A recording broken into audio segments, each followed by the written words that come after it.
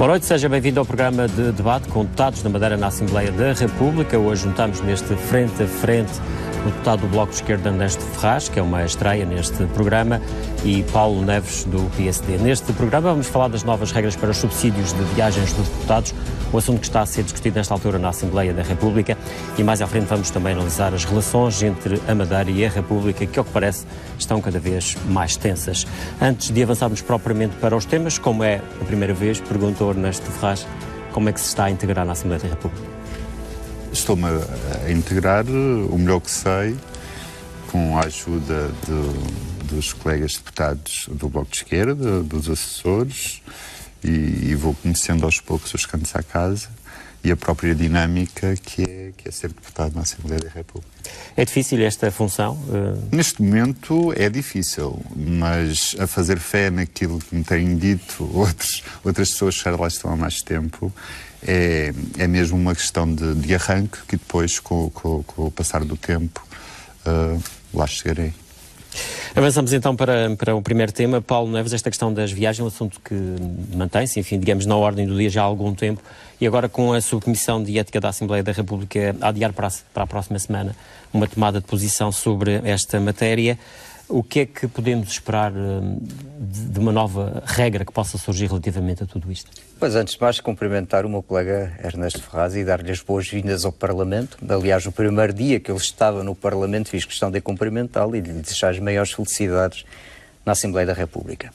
Quanto à questão, eu desconheço aquilo que se passou dentro da Comissão de Ética. Sei que passou para terça-feira a votação final, ou o documento final. O Partido Socialista pediu ou vai sugerir alguns processos de melhoria.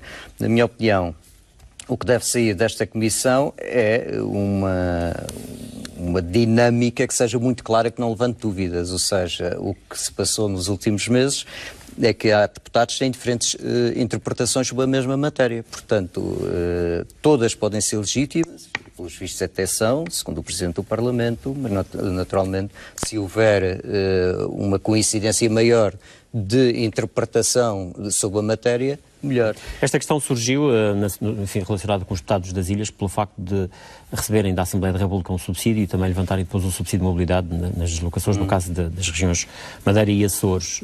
Houve deputados, no caso de Paulino Ascensão, que decidiu devolver aquele dinheiro que recebeu. Também Sara Madruga da Costa tomou essa posição a intenção, pelo menos, de devolver aquilo que recebeu. No seu caso, chegou a ponderar essa possibilidade? Está tudo ponderado, tudo decidido. Eu quero lhe dizer é que sempre disse, como sabe, sempre falei sobre a matéria e sempre disse que defendo critérios na utilização do subsídio. Ou seja, e até acho que podia ser uma matéria engraçada para esta subcomissão de ética analisar, que é verificar quando nós estamos em viagens como deputados ou em viagens privadas, e mesmo político-partidárias. Repare, existem algumas alturas do ano que nós não recebemos as viagens do Parlamento. Não recebemos, nem temos que receber. Não há atividade parlamentar. Não há atividade parlamentar, mas podemos fazer viagens. Claro. Pronto. Como é que é nessas alturas? Quando é uma viagem, por exemplo, eu dou-lhe o meu caso, que passo aqui o verão, mas vou a Lisboa e volto. Metemos ou não metemos essa viagem? Ou seja, o critério que eu digo que deve ser também bem definido é se as viagens são feitas na nossa qualidade ou no trabalho parlamentar, ou são privadas, claro. Por exemplo, você pode ter... Mas a questão que lhe tinha colocado é se, o caso de Paulinho, falamos aqui de Paulino Ascensão e Sara Madruga da Costa, que é também do PSD, eles consideraram... Como deve imaginar, eu não vou fulanizar. Sim, mas pessoas. Só para dar estes exemplos de que consideraram que do ponto de vista ético não estavam a proceder bem, portanto decidiram... Vão fazer contas daquilo que levantaram em termos de subsidiariedade. Fazer contas é muito fácil, claro. Eu vou-lhe dizer. Eu só estava a perguntar o seu caso, essas contas se chegou a ponderar isso. Também já perguntei ao Carlos Pereira. Já ponderei tudo, já decidi tudo e já fiz. E o que é que já decidiu? Já ponderei, já decidi e já fiz.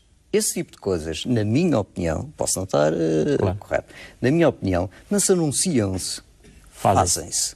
Portanto, aquilo que eu achei que devia ter feito, já fiz. E o que é que fez? Não pode revelar? Não tem que estar... Eu acho que o pior que a gente pode entrar nisto é entrar no ranking para ver quem é que fez primeiro, quem fez depois, que já se percebeu que o ranking, aliás, depois dá para o torto. Eu acho que o essencial disto é, você tem um número determinado de deputados, que somos 12, somos 11 mais um que, apesar de não ter sido eleito nos Açores, vive Exatamente, nos Açores. Sim. Portanto, somos 12 e quase que existem em 12 deputados 12 formas diferentes de ver a mesma coisa. Isto é que não pode acontecer de facto, está a perceber? Eu não estou a dizer que... Daí o trabalho que esta subcomissão de ética claro, pode... Há uma coisa que eu acho que... esta ponderação que pode ser feita. E tudo deve ser esclarecido. Há uma coisa que é preciso ter cuidado também, que é... esta questão do subsídio de transporte, se quiser, o nós chamamos de mobilidade de transporte, acontece para todos os deputados da Assembleia da República. Sim, isso já foi também aqui falado nos programas anteriores. E não se anteriores. esqueça que, por exemplo, há deputados que usam o comboio. O comboio em Portugal, como sabe, é fortemente subsidiado pelo Estado. Há uns que usam o comboio e têm o desconto dos 50% a partir dos 65 anos. Ou seja, também não vamos agora focar só a alterar. Penso que também era justo se ver como é que é com os outros. Mas no caso da Madeira e dos Açores, acho de facto que esta Comissão tem que apresentar soluções. Ernesto Ferraz, como é que acompanhou este processo? Até porque chegou à Assembleia da República de uma forma se calhar mais precipitada, um bocadinho à conta disto também, porque Paulino Ascensão sai precisamente na altura em que saem notícias sobre isto e ele faz questão de dizer que sai mesmo nessa altura devido ao problema e reconhecendo que teve mal. Foi uma decisão do Paulino, uma decisão do partido que o Paulino representa e eu também represento. Mas por aquilo que tenho ouvido, que ouvi do Paulinho e que já ouvi de outros deputados e deputadas, é que a situação de receber o reembolso era uma situação normal de deputados ilhéus. Portanto, faziam a viagem, tinham esse valor do subsídio para fazer a viagem, mas não deixavam de ter outros constrangimentos de viverem nas regiões insulares. O que eu posso dizer é que, independentemente das transformações que existam, ainda não estão clarificadas, provavelmente serão na próxima terça-feira, sairá a redação final da subcomissão de ética, é que nas duas viagens que tive que obter, ambas ultrapassaram o valor de 500 euros. Mas isto tem a ver com outras questões que foram tomadas no passado, com a liberalização claro. da sim, mas aérea. Digamos, são os constrangimentos de quem vive numa região e, eventualmente, quem tem que marcar viver viagem nas em ilhas cima, tem muito mais constrangimentos do que se deslocar mesmo para trás dos montes, que já tem os seus. Portanto, significa que nessas viagens vai ter que levantar o subsídio de mobilidade, ou não? Nessas que ultrapassou os 500 euros. Os 500 euros ultrapassam o próprio teto estipulado claro para levantar o subsídio. Mas repare, nós não temos outra saída ou outra forma de sair ou de entrar. Não temos. Vivemos numa ilha, estamos extremamente limitados. Sim, mas a própria Assembleia da República considera isso, por isso é que dá 500 euros por semana para quem vive, de facto, e agora pondera... Criou-se esta celeuma que a comunicação social também aprofundou e continua a aprofundar, como se não existissem outros assuntos também de grande importância no país e na região. Mas não considera estas questões relevantes? Tem a sua relevância, mas pelo aquilo que eu sei, os deputados não faziam isto de uma forma... dolosa, digamos assim. Pelo aquilo que eu percebi, e pelo aquilo que eu vi, pelo aquilo que li, não era enriquecer desta forma, porque não estava a fazer corretamente, como é o caso de Paulino Ascensão e Sara Madruga da Costa, que decidiram devolver. Depois de conhecido o caso, cada um ponderou na sua medida e opta por seguir o caminho que acha mais justo perante esta situação. Agora, se vai mudar, se a alteração for para limitar as deslocações dos deputados, também acho que não é de bom tom que seja só isso. Agora, vamos esperar pela terça-feira, claro. Mas sendo certo que esta questão levanta-se no momento em que se fala muito das suspeições que existem sobre a classe política, e temos os casos de primeiros-ministros e ministros a serem investigados, e temos esta questão também dos deputados, que supostamente alguns deles terão eventualmente dado informações que não totalmente corretas relativamente às suas moradas no Parlamento. E isso faz com que, eventualmente, aquilo que recebem no final do mês altera substancialmente, viver no seu círculo eleitoral ou não viver, ou viver em Lisboa. Paulo Neves também foi uma das pessoas que foi visadas nessas situações. Eu sempre disse, eu falo por mim, não falo pelos outros, nem sequer sei qual é que é a história de cada um. Eu sempre disse... Tivemos também a Regina Berardo aqui a falar sobre essa situação, que também foi uma das pessoas visadas. Eu falo por claro, mim, exatamente, não falo por porque também foi, exatamente. Por mais ninguém. Eu sempre decidi, como sabe, eu fui para Lisboa estar e mantive a minha residência no Funchal. porque também tem casa na Madeira. Essa questão de ter casa também em Lisboa, isso não é pecado nenhum, nem é incompatível. Você, em vez de ficar no hotel, pode ficar na sua própria casa. A questão aqui é a morada, não é? Qual é a morada de Não, facto? a questão o domicílio, da morada. não é? Não se esqueça que eu sou da Madeira. Quer dizer, eu não apareci na Madeira, isto até parece qualquer dia que há um deputado que nunca tinha vindo à Madeira, veio à Madeira só para fazer campanha eleitoral e a partir daí ficou cá. Sim, mas a questão é se tinha morado em Lisboa e se eventualmente, quando foi deputado, se terá mudado. Não, eu vou-lhe dizer. Terá mudado para a Madeira e daí, obviamente, obter essa contrapartida financeira que é significante. O Gil já me conhece e há de me conhecer o suficiente, não é por 20 euros ou 40 euros que eu vou mudar a minha morada. Cá entre nós, ouça, é evidente que 20 euros, 40 euros é alguma coisa, mas posso lhe garantir, não é por 40 euros que eu vou mudar a minha morada. Ponto. E não foi por 40 euros, ou por pensar que num dia eu poderia vir a ser deputado, que em 1986, 87, 88, 89, 90, 91, 92, 93 e por aí à frente, tinha a minha morada na Madeira. Eu sou da Madeira. Portanto, sempre teve a sua morada aqui. Eu sempre, só houve um pequeno período de tempo que eu passei a morada e foi para uma coisa completamente diferente. Ou seja, eu sou deputado da Madeira. Eu sou da Madeira. Eu quero votar na Madeira. Eu quero pagar os meus impostos na Madeira. Você vai dizer, mas só se lembrou disso quando foi deputado? Não. Durante muitos anos era assim que eu percebia. E além de eu ter casa na Madeira, está a perceber? Além da minha atividade política toda é na Madeira. Ou seja, se nós puséssemos ao contrário, isso é que eu acho um bocado estranho. É ver deputados que existem, que até são conhecidos como os paraquedistas. Não é que eu tenha alguma coisa contra isso, que até percebo que alguns sejam assim. Como sabe, alguns deputados têm que ser colocados em algum círculo eleitoral, porque não há um círculo eleitoral nacional. Não é o meu caso. Eu sou deputado exatamente para aquela região onde eu nasci, onde eu tenho família, onde eu tenho casa, onde eu passo imenso tempo, mas não é só agora.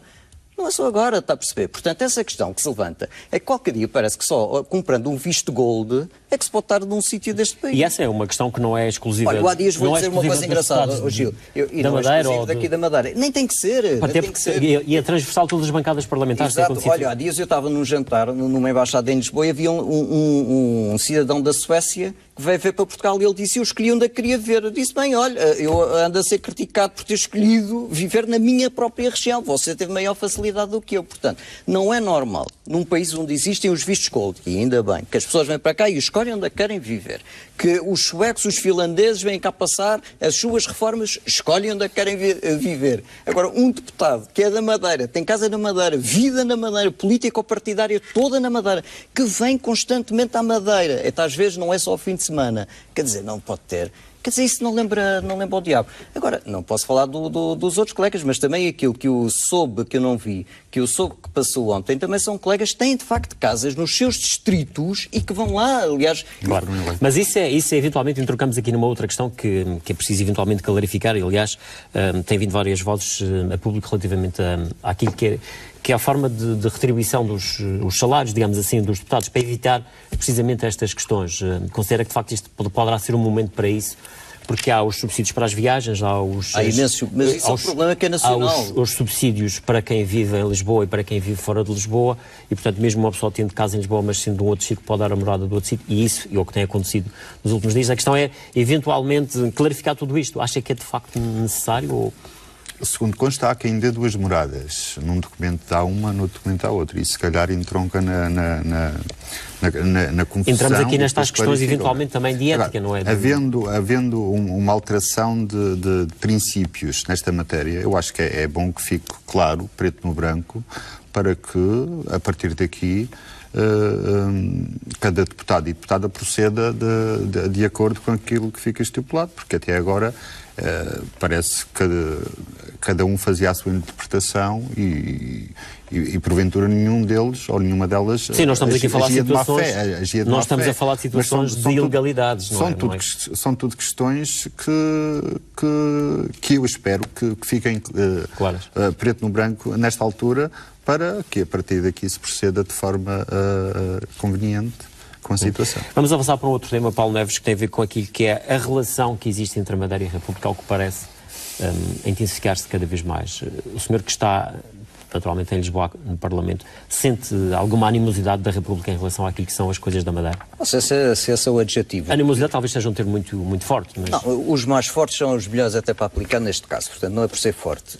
O que eu acho é que existe por parte do Governo da República de António Costa uma estratégia em relação à Madeira. Não sei se é animosidade. Estratégia política existe e que começa, em primeiro lugar, que é tomar conta disto. Ponto número 1. Ponto número 2. Para tomar conta disto, temos que prejudicar a Madeira e os madeirenses e o governo do PSD, que é para nós ganharmos as eleições daqui a um ano. Portanto, a estratégia é esta. É estes dois pontos, exatamente como eu lhe estou a dizer. O primeiro é, queremos tomar conta da Madeira, que é o único governo social-democrata que existe no país, e o segundo, vamos prejudicar a Madeira e os madeirenses. Entre aspas. Do PSD, que existe no país, é o único, de facto, e o Partido Socialista António Costa quer acabar. Aliás, são muitos os casos, está a perceber? É que se fosse um, podíamos dizer que podia ser má vontade, 2, já são demais. Agora não é 2 nem 10, são vários os casos. Tem os casos dos juros. Como é que se compreende que a Madeira continua a pagar 3,3% de juros à República, não é o banco, é à República, quando a própria da República paga, recebe dinheiro quando vai pedir, hoje em dia, ou seja, o Governo Central anda a ganhar dinheiro com a Madeira. E estamos a falar... Fala-se em 12 milhões, à volta de 12, 13 milhões. Sim, mas se for até o do tempo, até agora, já vai em 42. Ou seja, é muito dinheiro. Isto é um princípio que não devia de existir. Isto parece até quase uma maldade. O hospital, quer dizer, não vamos voltar outra vez ao tema do hospital, mas, quer dizer, promete-se tudo, mas não se dá nada, que ainda não veio um tostão. Depois tem as dívidas ao próprio subsistemas de saúde da Madeira. A Madeira continua a pagar. Depois temos o passo sub-23, que era o passo para os jovens universitários. Que, entretanto, agora vai começar a ser implementado também aqui na Madeira. Pago pela Madeira.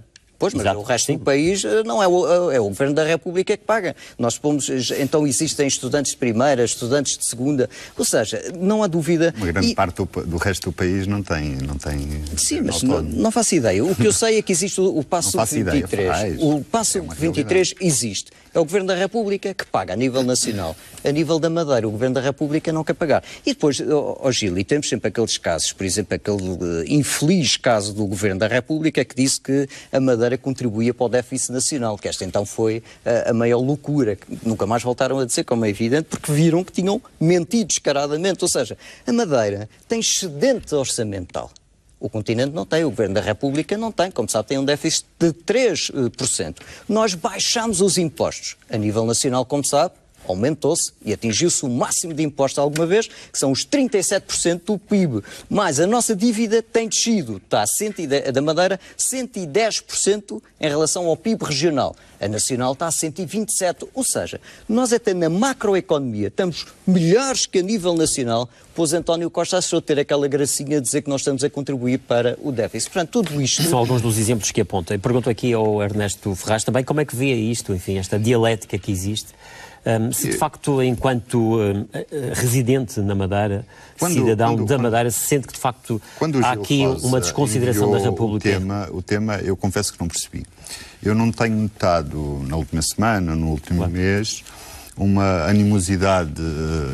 Não, eu digo isto porque aqui na Madeira, não sei se tem acompanhado, ainda há poucos dias. Do que foi o ano passado, há 2 anos. Mas ainda há poucos dias temos o Presidente do Governo a dizer que é preciso de facto engrossar cada vez mais a voz em relação a Lisboa. É pouco para um Presidente do Governo engrossar a voz. O Presidente do Governo chefia um governo para governar.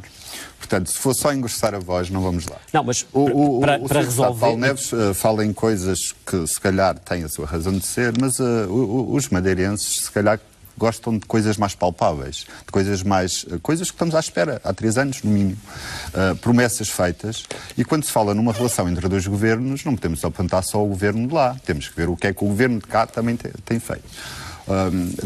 Terminou ontem às 23h59 o prazo para a candidatura à exploração do ferro. Falamos isso tem a ver com o Governo Central? Tem a ver com a continuidade territorial, tem a ver com os 2 governos, não tem a ver só com o outro. Bem, isso só se for para dizer que o Governo da República não entra com dinheiro para o ferro, e aí também tem razão. Aí o Governo regional não quer um ferro, a verdade é essa. Quantas vezes chegou ao fim? haviam muitos interessados, nunca se soube quem são os interessados.